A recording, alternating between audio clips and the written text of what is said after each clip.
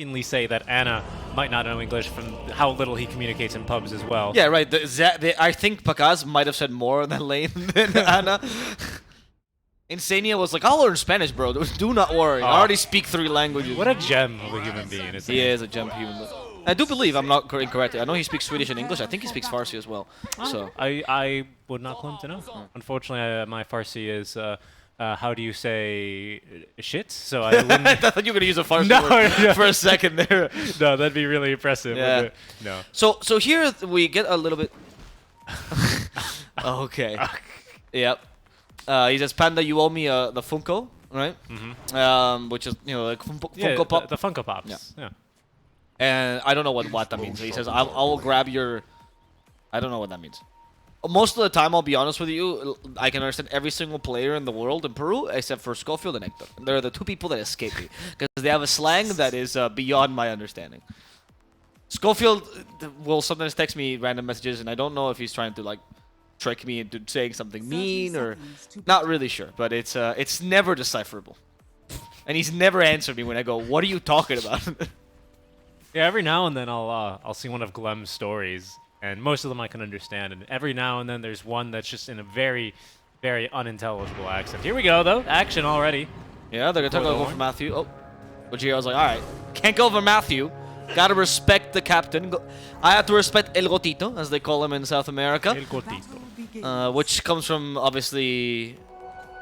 No, that's such a complex thing to explain. We'll do it in another cast. Okay. Anyway, I think the ideology behind Beast Coast is interesting to see, right? They believe that the Pango is so good against Mars, and I think it's true, right? And he'll pop off really hard this game, and that's why they're deciding to do this. Interesting choice. They knew Panda was going to de-ward, right? So can they get a first blood out of this? Nope. Okay. Panda's also going to reveal his own ward is going to be somewhere on this high ground, basically. Or I suppose up here there's a little bit of a question mark for sure, because of the way that he put the sentry down and immediately ran up to high ground. Of course, he was just more concerned with the immediate D-ward. He valued that over getting their own vision to stay up. Yeah. What's rough is, I don't know if Beast Coast is also taking this into consideration, or what the ideology is, but like, when you consider Dark Mago versus Chris Luck, I'd say that undoubtedly Dark Mago is the better lane. Like, Chris Luck is a really good mid-game player, and like, I think the guy's incredible at fighting farm in the mid-game. His hero pool is also, what, 15 times Dark Mago's hero pool? But at the same time, as we say, you know, Dark Mago has a hero puddle, and Chris Luck has a hero ocean, right? So I don't want to contest that point, but I think what's always stood out to me from watching C Smile, of course, in his later years, not so much when you've been watching him for years and years and years, is more how he will recognize when a lane needs a rotation. Oh, he's really good at that. He's a space creator. Yeah. He's a space creator, but he does so more actively than, like, it's more active than just like a ganking an easy lane. Yes, he'll gank the difficult lanes and he'll make a difference there. There is certainly in the case of Beast Coast, like Dark Mago wouldn't function with Hector, right? Because Pakaz is a carry that's like quite active early as far as things go. He's very good at that. Yes, I wouldn't say he's Parker level, but he's up there. Certainly more than Hector, right? And so in the case of Dark Mago, he knows how to enable himself, but struggles at enabling his teammates. Chris Luck is great at enabling his teammates, right? That's right. So it functions very differently here. But certainly when it comes to the lane, as you guys can see here, like even if this matchup is good. Oh my god, he actually could have killed him. Yep. Even if this matchup is good for Mars, which I think it is, I feel like Dark Mago would win this matchup 9 times out of 10. Like, he's just such a good laner. That's what comes with the territory of playing 5 heroes, you know? You learn the lane by the T. That's a very good point. I think that there are a couple of things, obviously, that we're going to start to see falter. Obviously, the draft is something that we don't directly see, because it's very hard to see the impact of this in draft unless you just watch like a disgusting amount of Dota, to be honest. Yeah. But because it's not played out, obviously, right? So what do you mean? Like when you're draft restricted and you just watch replays, right? You're not really going to pick up on that because it's not in the Dota you watch. Right. It's in the Dota you don't see, and you need to watch a lot of Dota to kind of see the whole picture like that. Yeah, I see what you mean. I mean. Yeah, I think that's not a good explanation. No, I think you need to. Also, you feel it. Like if you're a player, you just gotta feel it. You know, like no matter how many replays you watch, players are much more feeling based than thought based. As I will go back to my point that Hector told me recently, or Chris Luck told me about Hector, that it took Hector 6 months to know that the Bloodseeker Shard heals you, and since it was out, right? And it was because Hector has never bothered to read a skill in his life. Oh, they get first blood onto Pakaz down bottom. Bro, how is it happening? I also am not exactly sure how, to be honest. All right, we're firing the observer. Yep. All right, let's see. Richie, can you take over? Yeah, I got him. Don't worry. You got it? Okay, Yep, thank you so much, he's Richie. out of here. All right, sorry guys about that. He did badly in the last game. We got a new observer now. It's Richie. So everything good that we do now, it's all on Seek and Strike. There you go. Every kill we catch is on Seek and Strike. The door has shut. He's gone forever. Hector Oh, also look at that. gone, but only for 10 seconds. We changed observer and immediately Hector dies. Coincidence? I think not. Stinger? Stinger's also in trouble. Matthew's chasing after him. Matthew doesn't have Scatter Blast. He is thinking about it though. And he has Scatter Blast now. He should get the kill. There we go. SA, one of my favorite things of this region, I noticed this when I watch replays with them, is they always know when to go for the kill. This is not a region. Oh no, Matthew can't aggro the tower. Oh. This is not a region that will let you get away with your life. He's trying to aggro the tower. That tower won't aggro to him, man.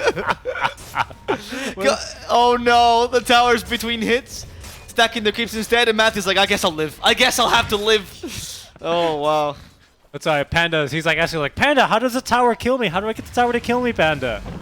Panda's like, shut up, I'm laning with my favorite hero of all time, Pakaz. I don't think Panda's ever told his teammates to shut up. Probably He not. just goes, Mr. Matthew, I'm so sorry, I'm concentrating on my lane. Oh, Panda. It is impressive that the first blood comes from Whisper, though, in the bottom lane. Like, this lane should not be going the way of Whisper. But this is it, dude. Whisper, on the other hand, I think is the best laner in the Beast Coast. By a long shot. This guy is a monster laner. As a bad rider, there's no way this lane should be even. But with Whisper, I believe anything. Well, he is, doesn't he usually play, like, carry in his pubs? Oh, I believe? Wata is belly. Interesting. Belly fat. That is a very specific thing that I've never heard. I've never heard that either. So you said I'm gonna grab your belly? Your belly fat. It's okay because Hector's also a little bit on the chubbier side, so they fun each other like that. Okay, Shield Crash. The Pango is going to die immediately. You're not fit to fight in my war. That was a loud arena as we go in High definition. high arena. definition arena. In bottom lane though, Whisper could be in trouble. Nice body blocks from Pakaz. Panda's coming in. I'm here to help you, Pakaz. Oh no, I stole a last hit by accident, Pakaz. my finger slipped. I'm so sorry. Because, no, you're still my favorite, of course. Infused raindrops for Whisper.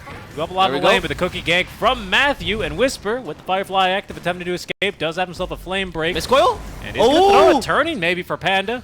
And is a bit too tanky here with the Aphotic Shield level 2 up. Classic infused raindrops bait, right?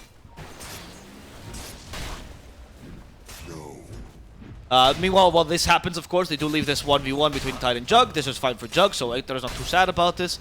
Hector, while he might not be the most active early safe laner, compared to like Pakaz, for example, he is particularly fantastic at laning, right? So he's not going to die unless you force him into that position. They rotate to him, so he gives Stinger some liberty. Mid lane, I do see some sort of gank happening here. There is a blue Matthew lurking in the shadows. Usually Snapfire, a big player. Yeah, a big threat. Big playmaker, I was going to say. Yeah. Panda move. Angry at Schofield. Schofield, though, is not the king of making plays. He's more the king of wasting time, right? So right now he's like, I don't know whose time to waste. Apparently these guys, he should be blocking the smoke. Schofield tends to be pretty good at this by playing away from his lane. This is how he protects Whisper. Not by playing in the lane, playing away from it. Yeah, and actually, I don't think they quite scouted him. They're going to know which direction he pulled the camps, but actually, now they will turn, see, and find Gojira, who gets off the avalanche. Cookie after, doesn't find the stun, but the arena, Gojira wasting time, creating space over his own dead body. Yeah. Top lane, there's also an attempt, though, into the Titan's life. There's a TP forced here, as Hector goes for it. Sacred. He's going to have to use the Ravage, apparently. He has no mana for it. Finally just got it. There's the Ravage. Made it. Hector's Scatter Blast. Goodbye. He just disintegrated. And now Stinger, he bit off more than he could chew. We're getting Matthew with the cookie. There we go. Thanks to the Clarity Potion. They need a little more mana, though, for the Scatter Blast, so it has to be all tied. All auto attacks. Do they have enough to finish off Stinger? Stinger protecting himself from physical damage. Sacred, baiting the Anchor Smash.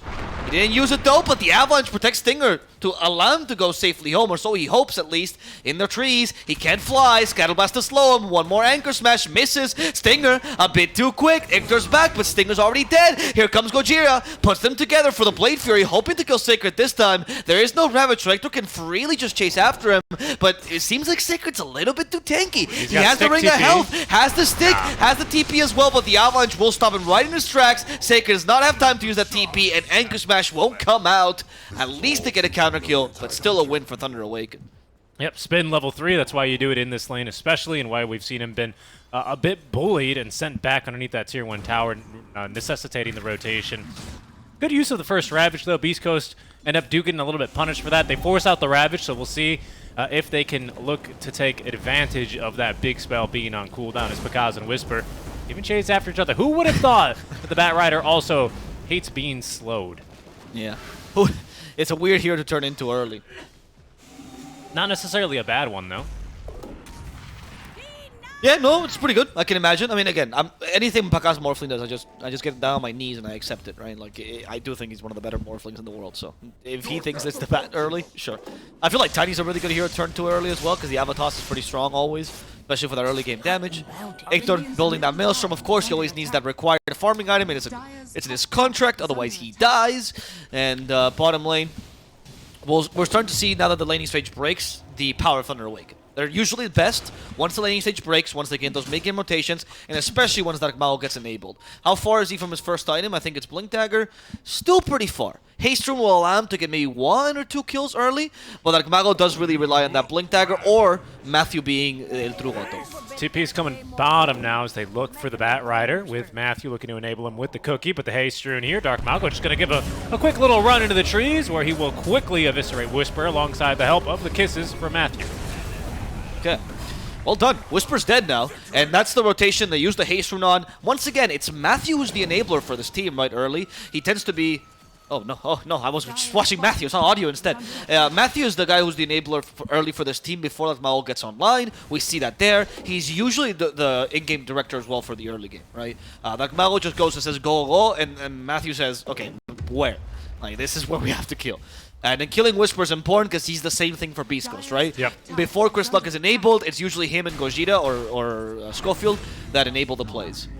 Stinger usually just feeds early to make sure Hector gets some space. This is actually on purpose. He tanks, ganks, and smokes and wards aggressively in return. And as you guys can see, Hector's been left alone as a result, right? So it's not that bad for a Beast Coast. Yep. Oh, toss to the creep wave. TP is coming in. It's Panda, though. Doesn't have a lot of catch on his own. One thing I do want to say is that neither offlaner really possesses fantastic push. Tide can certainly do it a bit faster than Whisper, only because the wave clear requires a bit less commitment. You can do it without the use of Firefly, just a couple anchor smashes here from Sacred, and he clears the whole wave. But you can see the push is not that fast from either side, which means there's a lot of space to farm on the map for both Pakaz as well as Hector. So they're both kind of utilizing that so far. Just a couple of D wards here. Pakaz. Got, oh, it's a great Lincoln's game for him, isn't it? Oh! Ooh, Whisper avoid that spear, or I guess that's a miss by Dark Mago, but now Pakaz counterattacks, and there we go. Whisper is going to die. I don't know, maybe that's a little bit too hasty of a play. Then you can go for a solo kill. Weird. Once again, they're fighting away from their carry. This tends to be Beast Coast style, and also from Chris Luck, so they are creating a little bit of space for them, but I don't know if killing yourself is the best way to create space. Yeah, exactly. Now, Sacred, he gets to conserve the usage of the Ravage. Matthew has Kisses coming back online, and you don't have to worry about now the single target ability. Now, that, of course, is going to be that Flaming Lasso. So Beast Coast maybe a little bit now on the back foot here for the next couple of minutes. Yeah. A smoke initiation would be fantastic for them to try and get something here, especially because C-Smile is showing off his brand new Diffusal Blade, but no dice here on Pakaz. Mid lane, though, they are trying for a kill. I think it's Whisper. At least he stole a double damage rune. We do have a Ravage. There's Kisses into Ravage. Setting up for the Ravage here? Yeah, it looked like it to me. But Sacred, they're trying to force the Ravage out of him. There's the Rolling Thunder. Good time for the Rolling Thunder. And they keep Sacred controlled with a Magic Immune hero, but unfortunately no place to bonk. Good positioning by Sacred, and oh, C-Smile stuck. C-Smile stuck. There's the Winter's Curse. At least that should kill Panda, but they need something afterwards. They gotta prevent the Ravage from coming out. Sacred uses it. It only catches C-Smile. Okay, towards the tail end. Gets everyone, and now will allow them to finish off the Spango. Once again, maybe Beast Coast a little bit too hasty. We see Hector rotating, though. He might be looking for some kills here. Yeah, Whisper activated double damage. Be scary. Pakaz, though. Slash available. Oh, Pakaz. He can just tank the Zombie Slash. Yep. Hector knows. Well, not anymore that he's used the, it's called the waveform. But Hector doesn't want to be here any longer. Wants to be hitting some more creeps. First item rush on the Lincoln Sphere, though. Not sure how I feel about this one, to be completely honest. I think it's a fantastic Lincoln's game for Morphling. Don't get me wrong. I just don't tend to like this first item first on your Morphlings and your Weavers specifically. Yeah. Maybe I'm wrong. I think this is a game for it. I think Lincoln's got buffed considerably, and I feel like this is a game where I would trust that. I feel like it's really good against the Winter's Curse and the Lasso, and those are the big plays that beastcoast has early. Of course, yeah. They just feel like a team that's really weak without those two elements. Certainly agreed. Yeah, Curse, Lasso, Lincoln's does not work, of course, against Omni Slash. That'd be completely busted and nothing else. It is a fantastic Lincoln's game. I don't know. I don't know how fast you farm with it. I don't know. I guess Pakaz, he can join fights early. Yep. I mean, the nice part is if Jug's in fight, you just spin and then you've got the match community yourself. Yeah. There it is. I guess that's the ideology. Then you really only have to really worry about the two ultis we talked about. So, yeah, maybe Lincoln's is just the item he needs. Yeah. We'll see Panda now. Nothing from C-Small just yet. Great first item as well, the Fairy's Trinket's pretty nice. You've got fairly expensive spells that you're spamming on Aphotic Shield. True. Very good. Keeping your mana down is always very nice. Good arena. Can they kill him? Do they have kisses? Oh, they do not.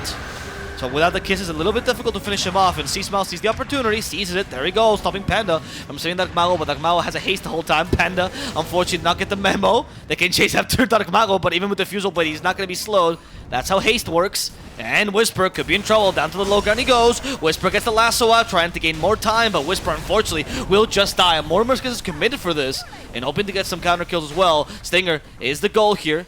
It's only a 5, though, so once again, there's a small fry here. The real kill was Whisper here.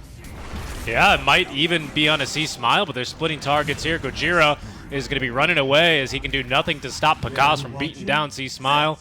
Gojira down to the river, buying some space, buying some time, but I think ultimately with 6 wand charges and only brown boots will not be able to evade the bash from Darkmago. It's 4 dead here. Only Hector lives. However, but there was a tip earlier in the fight, and that's because Hector used Omni Slash trying to get this kill onto Sacred. Didn't go his way. Yeah. A bit tough, you know. They don't have any plays to make, and while beastcoast style, when this happens, is usually just sacrifice heroes, and make sure Hector gets farmed. There's not a team you can do that against. Nope. With Thunder Awaken's mid game, you have to just be wary of your plays. Probably play the other side of the map by cutting lanes, but you can't just sack your team because they will all scale, especially their mid laner and their carry, right? Yeah. So now you're going to have to deal with both Pakaz and Darkmago being farmed, and you have an underfarmed Pango and a Batrider. Whisper has seemed really weak with his pick, honestly. And if there's any team in the world that knows how to play against beastcoast style, it's Thunder Awaken as they intercept Hector perfectly here to prevent him from getting off the spin. There it goes. With dispatch now of that healing ward as Panda looking to cut off Hector.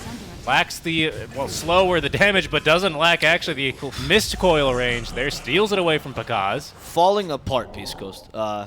They're overconfident against Thunder Awaken, but their weakness usually is the early mid game, right? And this is where Thunder Awaken shines, so they're just abusing it. No, and again, this is, I think Thunder Awaken, if you include their match in the Tour 1 finals, the regional finals, because those happened online, remember, we didn't get the LAN. I believe it was 2-0 in their first appearance in the Winter Tour. Yep. They got 2-0'd quite convincingly because they didn't play in the finals. They met in semis. They lost there to beastcoast. And then... Yeah, but the 2-0, regional 2-0. finals was probably the worst iteration of Thunder Weavers. Oh, for sure. And then they made a roster change actually following that. Yes, Oscar was out. I don't think it was only him. But So if you discount regional finals, they're 6-0 or like 6-2. yeah, Against beastcoast always this their year. Achilles heel. Yeah. Yeah. That's why, even though I like that beastcoast is trying to use the LGD style, right?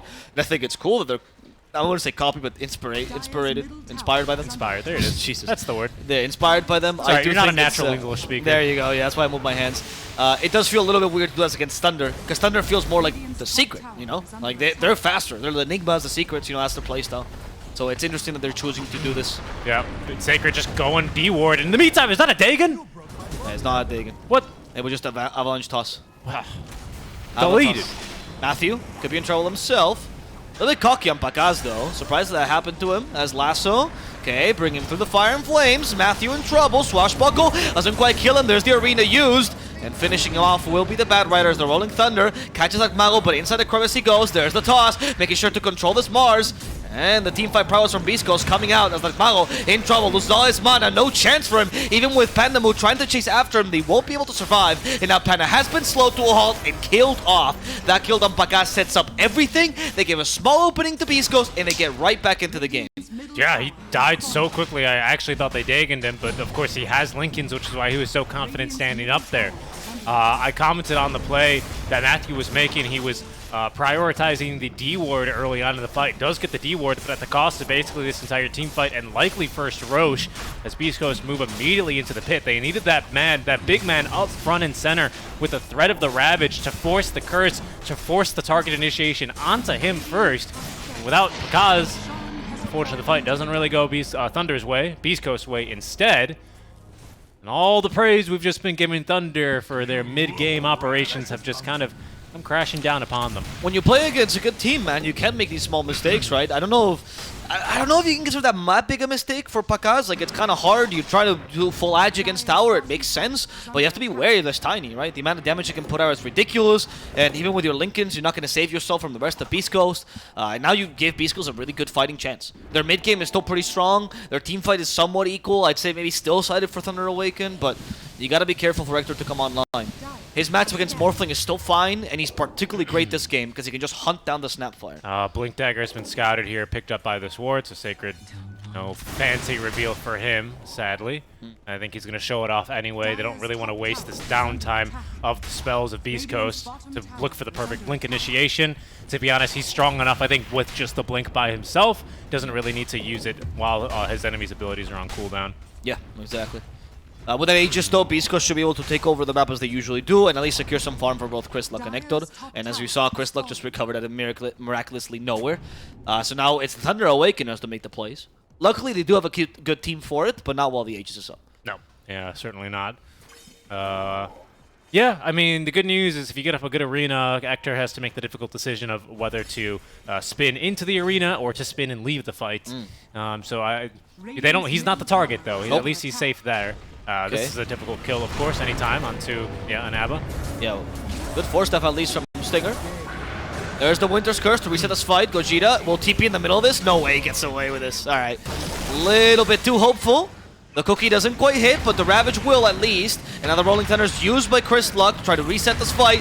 Hopefully just getting away though. He still has the H on him. C smiles and want to just die here. Took a little bit too long with those two bonks. His Rolling Thunder is about to end. Shield Crash at 54%, at least saving him for a while. As Diffusal Blade plus the Healing Ward sent to him by Hector, who is farming nearby, allows him to get away. Really good usage of the bonk there. 54%. There's just absolutely no way they're going to kill him.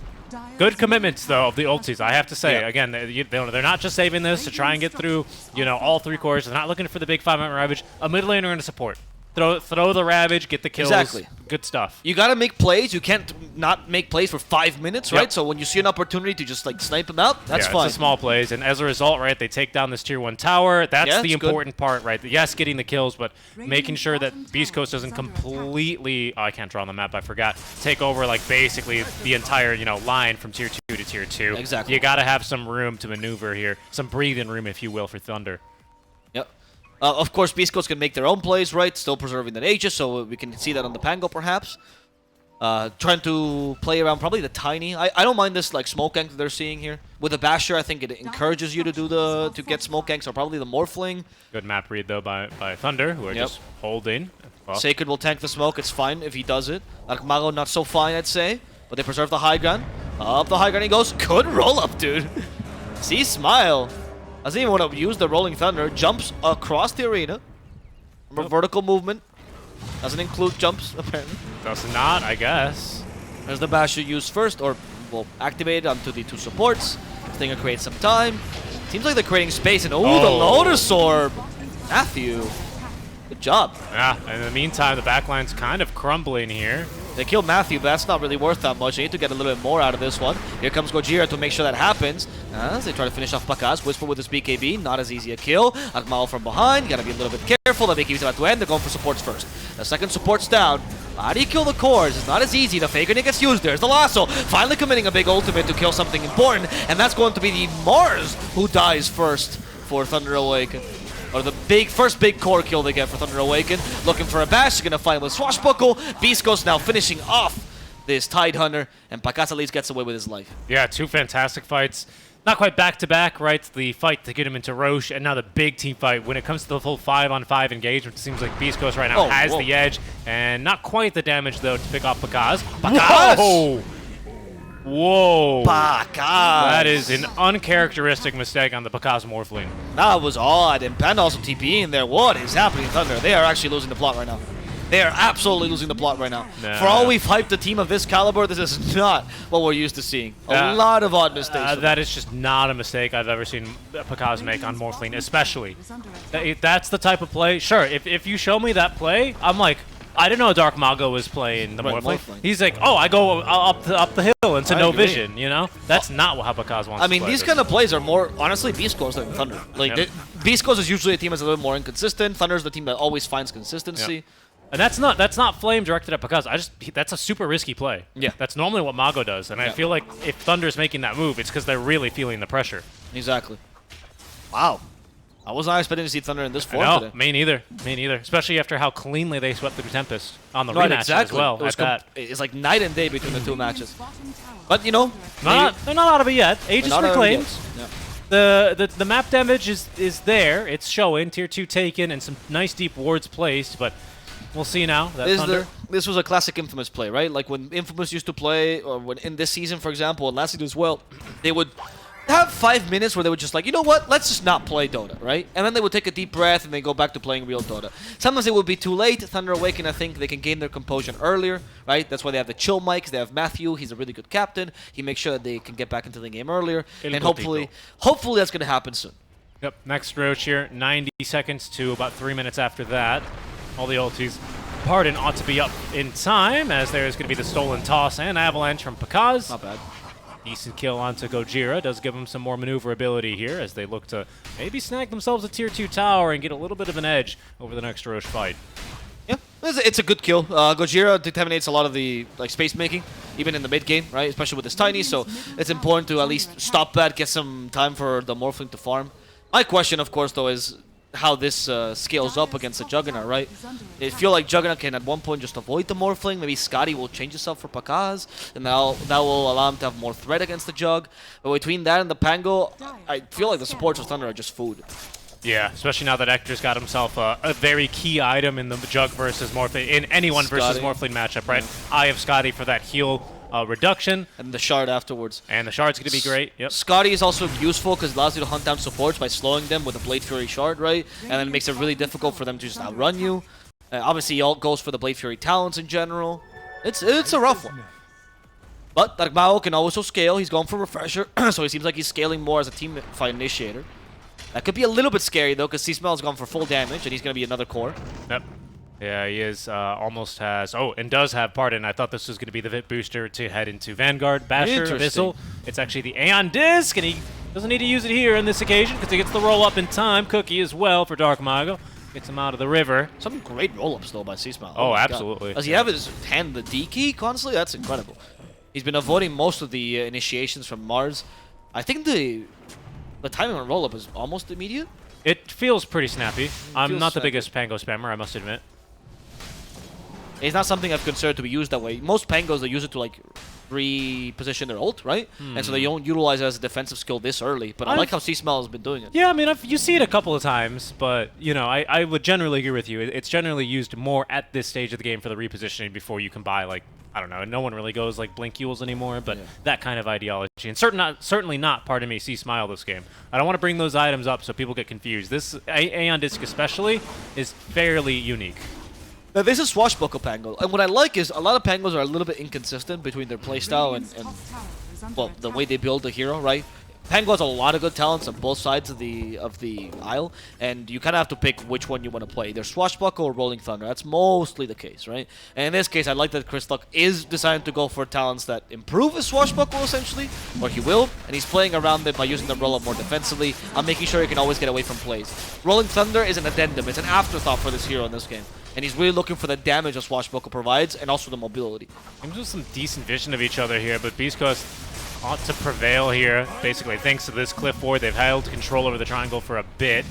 And now the smoke out of the pit here as Whisper looks to make the jump, aided by the tossback from Gojira. Sacred just not a target, however. least of all because Panda is standing nearby. Dark Mago as mana, well, though. ready to re-engage. As Sacred is running out of mana, still has the 14 wand charges. Matthew being jumped as Stinger finds the curse, the Ravage as well, but Hector's going to spin this one off and focus now down onto Sacred, gets the first kill. Dark Mago popping the arena now as the Omni Slash bouncing around mostly onto Panda, however, as the tossback does secure Matthew, stopping the kisses as he's tossed into the arena. Another two-man avalanche here as Mago's BKB has ended. We're currently Beast Coast winning the fight as Hector finds his third and fourth kills now in the engagement. Pakaz sniping at least the backlines, finds the third now as it's a battle of the cores. Pakaz in tiny form, another toss in 2 seconds. Hector completely alone here for now. As Aegis, though, Gojira's nearby, the real Tiny. What's better, the original or the copy? We're going to have to find out soon. As Gojira, he does have the Blink Dagger, could settle on Pakaz. He's waiting for him to go full Agi. But Pakaz, he's learned his lesson. What a fight.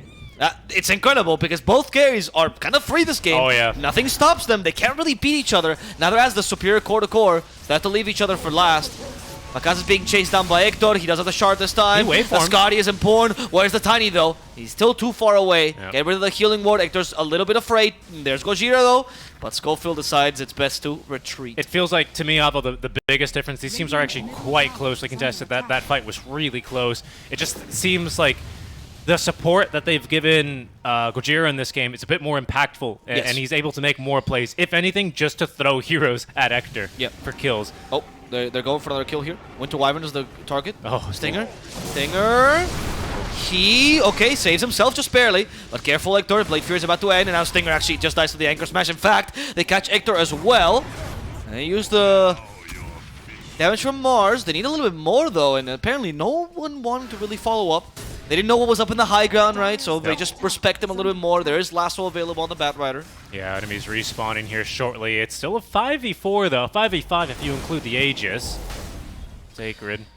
So I'd say that when you come to... I like the comparison for the supports. Yeah. When you compare the two fives, they both are safe, but one is easily killable and the other one is not, right? So the Abandon has a little bit of an advantage there. However, Winter Wyvern does bring team fight, which equalizes that a little bit more, right? Yeah. But when it comes to the Snap versus Tiny, I agree with you. Tiny's more mobile. He avoids these fights. Oh, Tiny, don't hit the arena though. Tiny, stop. There we go. Avoiding the fight. As now the Omni Slash has been used. Ravage Coming in for at 10. Dark Mago. It might just die to the Omni. There we go. They got Dark Mago. But the Ravage is available in 5 seconds now. Hector, how much are you willing to chase after him? Apparently a fair amount. Matthew dies in the backlines to Whisper and have to take his mana away. Will he commit the Ravage? He won't. Sacred just accepts death as Beast Coast runs him down. No Morphling Pakaz in place to defend him. Panda Moo's also being run down by Gojira, who's hoping to catch him in the trees, possibly cancel his TP. There's the Avalanche used.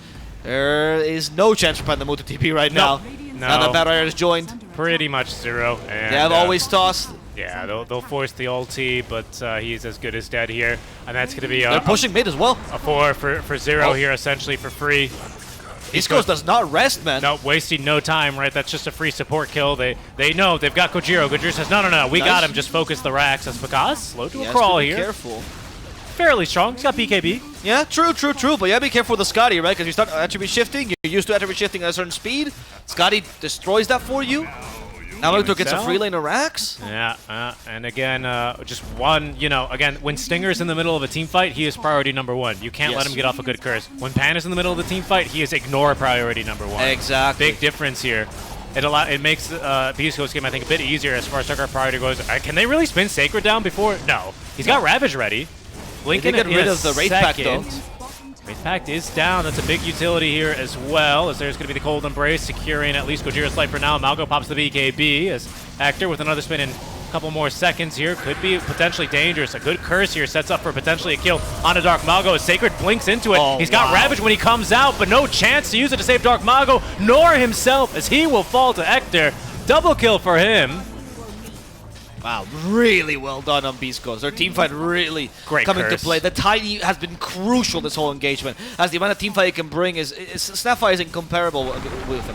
As we're seeing now, Tiny versus Tiny fight. Pakaz is tired of this, but look at this. He fights back. The real Tiny might just be stronger. Pakaz is being run down now by the Blade Fury. The Scotty also stopping, and there's the Bastion from the Pango coming into play. As Pakaz trying to run away, he has a waveform, and he just barely gets away. Whisper trying to chase him down instead of having to settle for Matthew. He does break the Lincolns though, and with the Agelins gets the lasso off. Dispelled immediately, but Pakaz gets swallowed up with the Omni Slash. Beast Coast will probably take game number 1. Oh yeah, straight down to the There thread. you Matthew's go. going to call it. Of course, the The only less than tier 5 neutral item in the game to break a Linken's is that Faye grenade. Great usage there just to secure the game. Good Aether Lens pickup as well. Just a great game from Beast Coast, honestly. Yes, honestly. The early game was a bit shaky, and I think I personally at least got on the Thunder Awaken fan bandwagon Same. a bit.